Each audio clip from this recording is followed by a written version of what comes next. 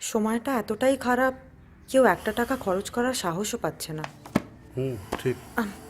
আপনি বসুন, আমি চা করে আনছি। না না, আপনি খেটে খুটে এসছেন, আজকে চা খাবো না। আমাকে আবার বেরোতে হবে, খিদিরপুর ডকে যেতে হবে। ওই কয়েক দল মিলিটারি আসছে, জাপানিগুলোর সঙ্গে লড়াই করার জন্য এই কলকাতাকেই ঘাঁটি করতে হলো ওদের। যত সব। আমি হাসি, হ্যাঁ।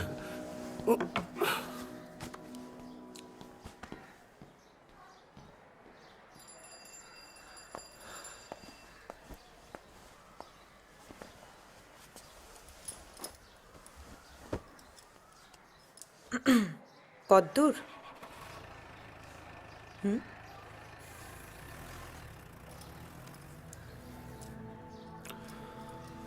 ভালো লাগছে না সত্য। চারপাশে কাতারে কাতারে মানুষ মরছে, আর আমি বাড়িতে পায়ের ওপর পা তুলে কাব্য চর্চা করছি। আমাদের কতটুকু ক্ষমতা বলো তো? এইভাবে শরীর খারাপ করাটা কি ঠিক হচ্ছে?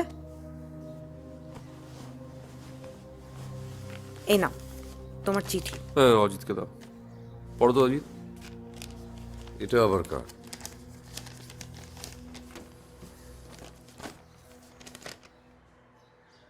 বুদ্ধিসাগরে শুভমকেশ বাবু, আপনিও অজিতবাবু আমার নববর্ষের শুভেচ্ছা গ্রহণ করবেন। রামেশ্বর রায়। আপনার বুদ্ধি দিনে দিনে শশীকলার মতন পরিবর্ধিত হোক, অজিতবাবুর লেখনী ময়ূর পুচ্ছের মতো পরিণত হোক। আমি এবার চললাম। যমরাজের সমন এসেছে, খুব তাড়াতাড়ি গ্রেফতারি পরোয়ানা আসবে।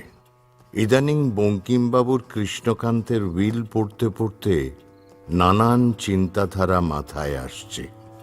বয়স হচ্ছে তো, তাই ভগবানের নাম গান করতে করতে একটা ছড়াই লিখে ফেললাম। পরমহংসের দুভাগ করে গাইব তারি নাম গান, দ্বিতীয় ভাগে সুন্দর জোড়ো, প্রথমে জোড়ো ভগবান। কেমন লাগলো ছড়াটা? আপনার বুদ্ধির ওপর আমার অগাধ বিশ্বাস। বিদায়। পুনশ্চ আমার শেষ স্মৃতিস্বরূপ এই চিঠিটি যত্ন করে রেখে দেবেন। আপনি 5,000 টাকা পেলেন কিনা তা আমি বৈকুণ্ঠ ধাম থেকে নজরে রাখব। পুনর্গমনায় চ, রামেশ্বর রায়।